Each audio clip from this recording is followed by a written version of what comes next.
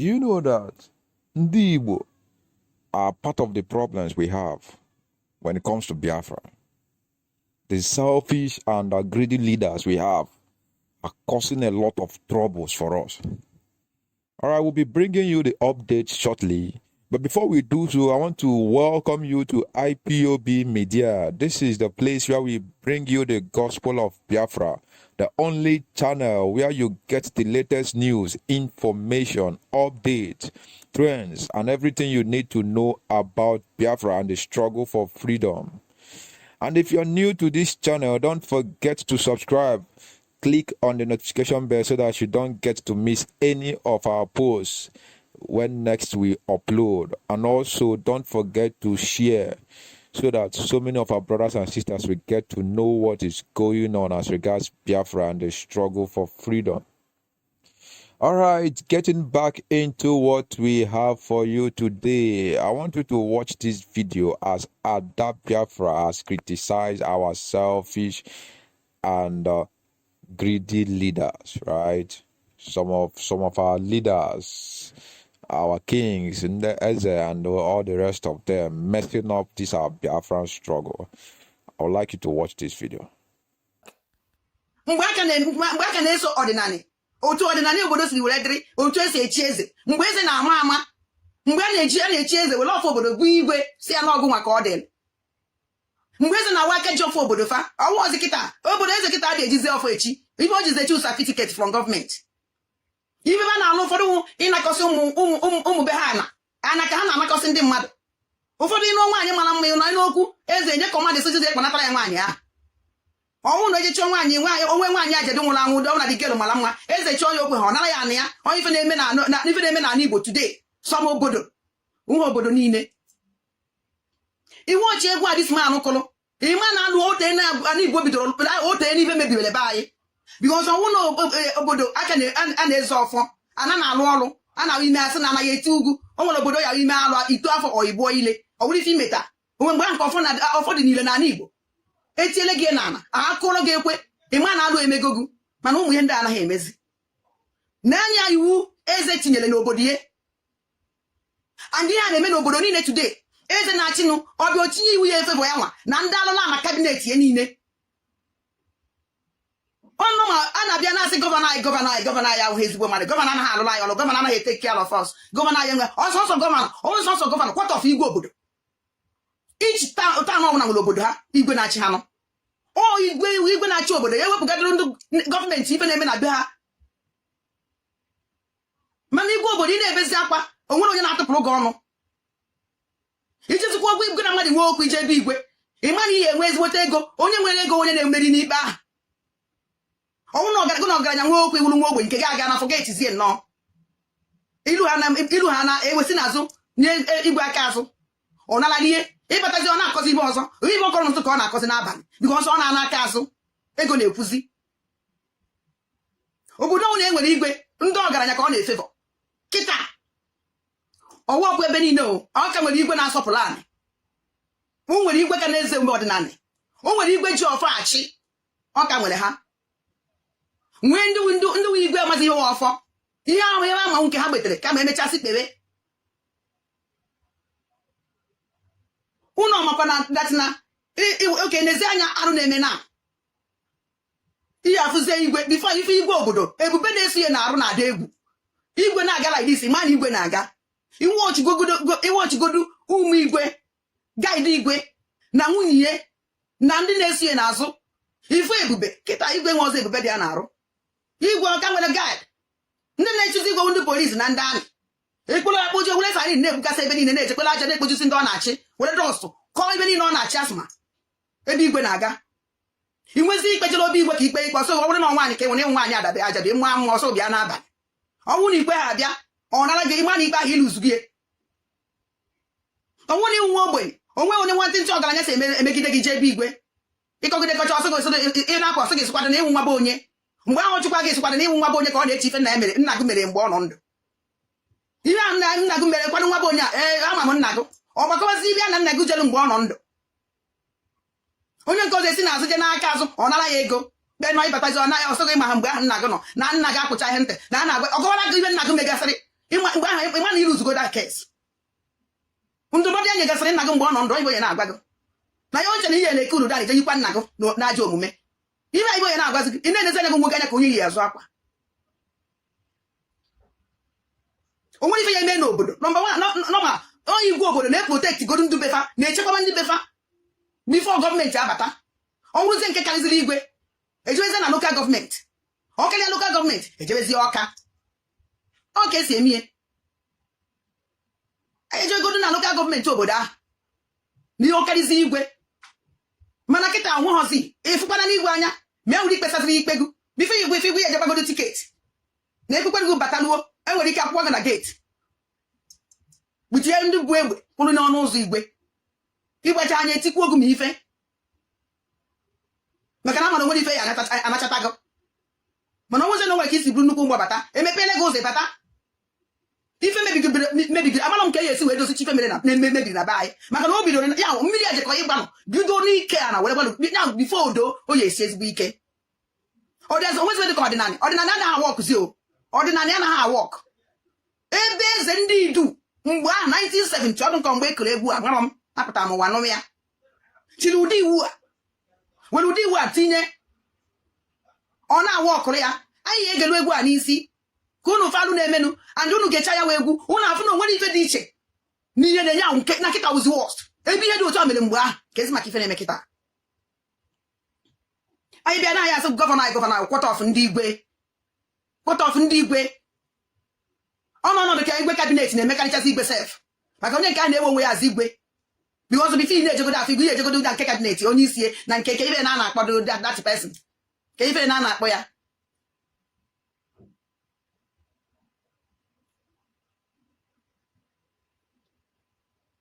otenefu dere go ebe ka ị nọ since ka ebe ị nọ Amadon ka ebe ị nọ since otego ya agwa m ebe ị nọ nne m share this video. I miss you so much. So ebe I miss you honestly. Ana m achọkwa gosi ebe ka ị nọ ama na ha si gị kene nwere nsogbu. So if that na ndas na ha onowu ife na-akpa ha onowu second man igwe ebe a na-eburugodo a na-ejebi ihe megodo ezigodo onowu aga eme onowu achụzi adago nwaanyị ọjụ ihe alụ emegogu alụla anị nwa oche si nabata gị na-eme ka o esi nabata gị n'abalị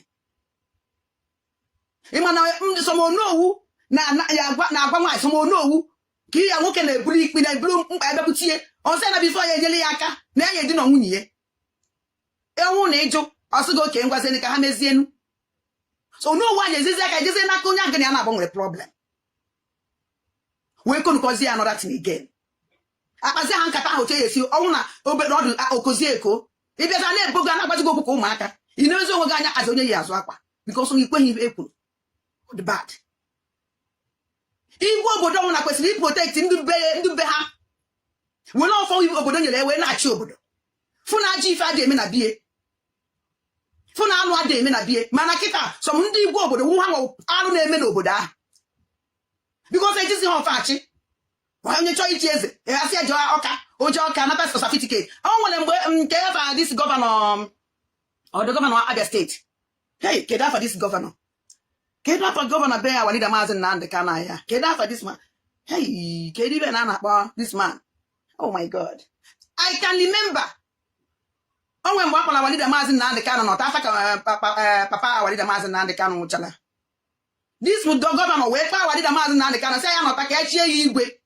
na ọnwụ na echie nye ya afụlọ ya echie ya onye ọzọ wee na-ajụ dis gọvanọ ọdụ okezi ikpeazụ ọdụ nke okezi ikpeazụ yes is like okezi ikpeazụ wee sị gọvanọ wee sị walida Maazị Nnamdi Kanu na ọnwụ nyere some months na ọnwụ na anọta ada 1 month or 2 months na ọnwụ na ọnọta ya echie ya ewere ezebe ha chie onye ọzọ kedu ibe gbasara gọvanọ na eze obodo kedu ibe gbasara okezi ikpeazụ na eze obodo ọwụ gọvanọ na-ahọpụtara obodo eze na-achị ha nụ kedu ife gbasara kịta ozi gọvanọ na ahụ onye na-eche eze n'obodo ọpụta o kwesịrị isi dị ọnwụla abomination na gọvanọ na-etinye aka n'ife gbasara ozi obodo ọnwa ozi obodo na-ekwe onye na-echi eze n'ozi gọvanọ na eze iwelezi na-ahọpụtazi onye obodo ya mma chie ya eze obodo onye kem arụ na-eme bikos eze amara ife ọ ya achị onwezi ife eze ma ọ na-eme ezi echiri na nke iji chọ ka o mee n'obodo o ji nọmba 1 o jiri alụ were bata ka iji chọ ka ọ chịala gị n'obodo ahụ alụ onye ka ihe na-awụ ịnọrọ n'obodo alụ a na-eme ibe anaghị emebu n'obodo a na-eme Igbo anaghị ekwu okwu atayịms ha aka ha dị na ya alụ na-eme n'obodo inye ọchịchịchịcha anya eze obodo ahụ wuhe ndị ahụ nyanwa protokọl nyanwa na plan ime niile adị obe ka alụ ahụ si ebido bikos na oji na ọfa achị ị na-echezi ka na mee ibe nwere ife anaghị eme ihe bikos a na-elekọganize ya oji na ọfa obodo ka anyị ga-ekwe na moloko nwa mmadụ ka cherenụ ka anyị ga-ekwe na moloko nwa mmadụ ka cái người con ai mama ai về luôn na ba ma yo le ko ma na ba ma so ma re na ba ma so wa kai ne na ba ma so ma ri ya na ba ma so na wo wo ki na khali na ba tu bo ko lo ba na ba ma so ko ba ke le no wa nya jan wa ja no ta me sa na ba ma so lu me sa wi ye ne ba bi me sa we tu li na na ba ma so sa wi me be na bo ke mo wa wa nya bo sa bo na ba ma so ke le zo we du na ba ma so ji de ku le ku na ba ma so eze we du na ba ma so mo bala kan wa na ba ma so wa ta wa ya tu li me ki bu we so do ye na ba ma so mo nya we ji ma na ba ma so mo lo bo sa bo na ba ma so ma ka ko le zo si ama mo lo mo ma male this woman jele mu wa we mu ojima maka na ọ mụrụ ya mbọsị afọ ekponatalo eze okpolo ka iwere fu alụ eze na-eme nwaanyị mụrụ nwa wit operation ọ mụrụ ụmụ ojima wit operation ụmụ ojima maka na ọ mụrụ ya mbọsị afọ ya ife ọ na-eme na mbọsị afọ ahụ eze nwunye ife ọ na-eme na dati idu a eze nwunye ndị idu gba nkịtị alụ na-eme bikọs ihe ekwu okwu eze ka ọwụ nkiri ahụ na o kwuru otu obodo ose obodo ya eside otu ahụ ka o ya eside and enwele nitin nwere ike ime bikọs mgbe ahụ enwebere ka polisi enwebere ka lọya nothing kesi niile ikpe niile na-ekpe obe eze ka a na-ekpie mgbe nwụ na-eji atọgụ nga e nwere ebe a na-ekecha a na-atụkpu oge ebe ahụ kpọchie gị ụzọ onye si eme ihe mgbe ahụ anyị enwere polisi by then igwe enweghị ibe ka polisi igwe enweghị ibe nwa amị ya amaghị ozo soja ya amaghị ibe jọji jọji ya ibe igwe ibe nwere igwe kpechala na onye okpegburu onye ahụ onye okpere onye ahụ onye ikpe na onye ahụ onye nwere ikpe ya winuru na na-ege ntị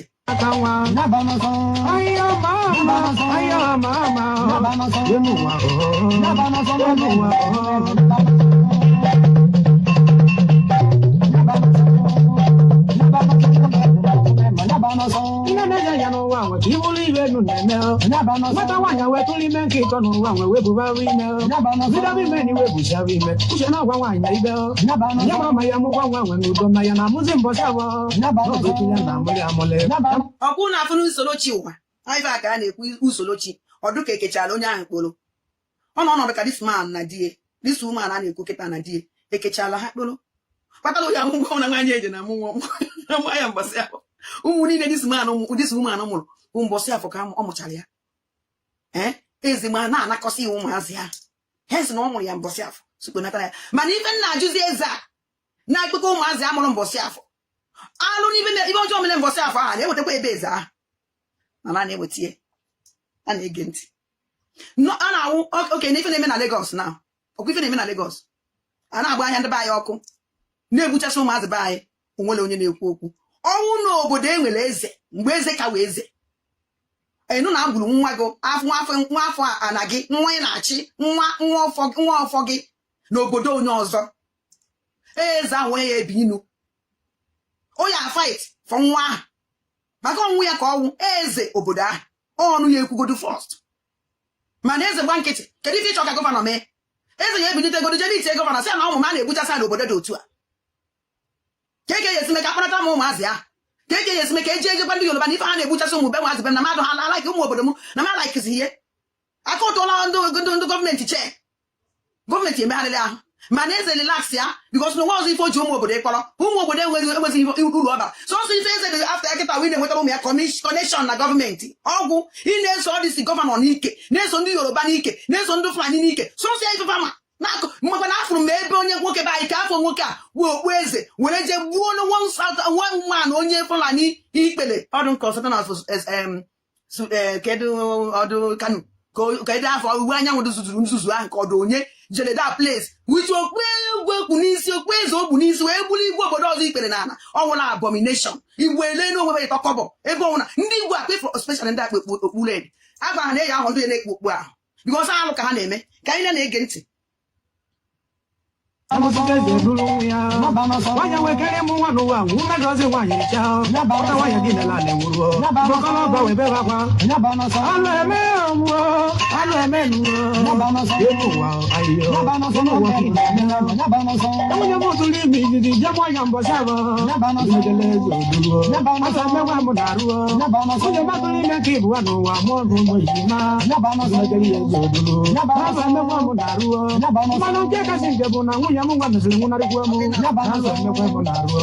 Nwaanyị nwụọ,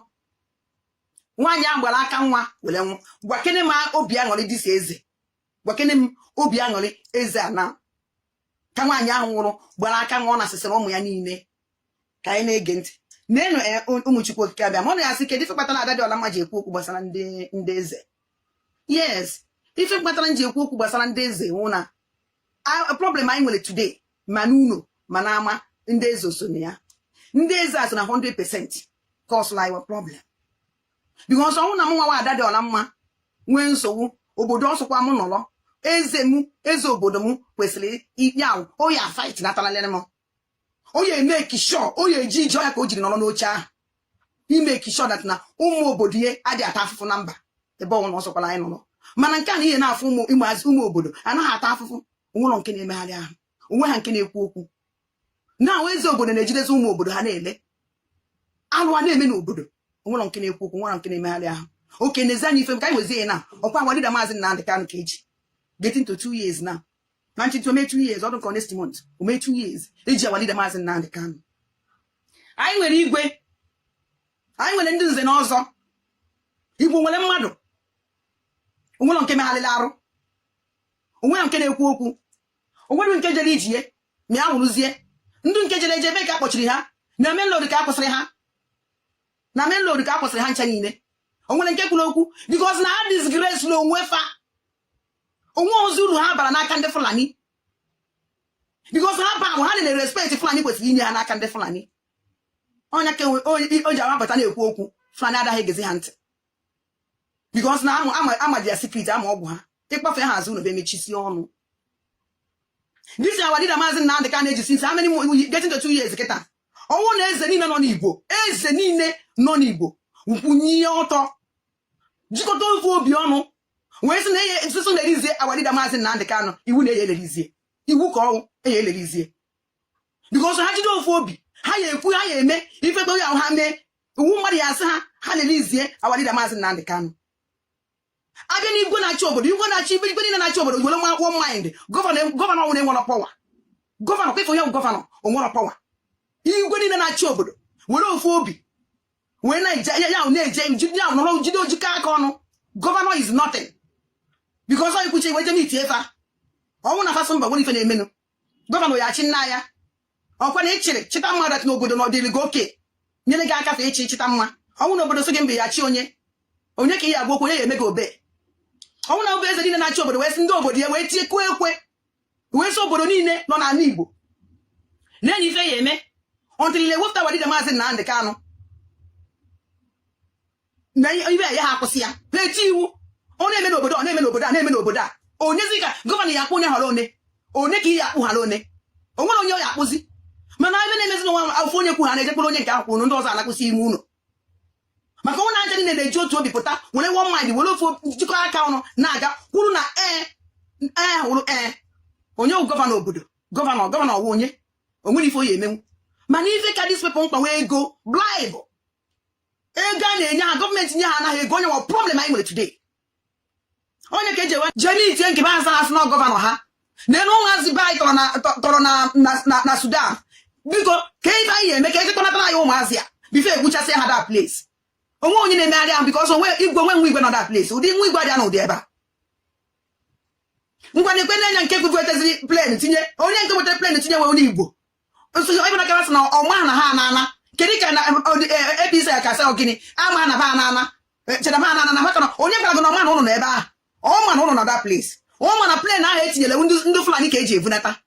ọma na ụlọ aba that flight onye omechi ome ha ma ya ba ahụ plen ife again ome ham abanụ flight ife na Zuland again onye ka onye ji mechi ọnụ nke ọwụ mbụ ọ na-etinye flight akpanata ụmụ Igbo nke ọwụ mbụ ọ na-etinye flight ụmụ Igbo atọ na ebe ha atọ ọnwụ na ebe nwere igwe ụdị ọrụ igwe kwesịrị ị na-alụ ị na-agbara ndị ọ na-achị mbọ make sure na ọbara ya nwa atọ ha n'ilo make sure that na onwere otu mkpụrụ nsọ n'obodo fa ahapụrụ somewhere ife ọzọkwa nya mere onye akpọ na emere declaration na nwa ya nọtarụrụ ụlọ ọbara ya nọtarụrụ ụlọ ọfọ ya nọtarụrụ ụlọ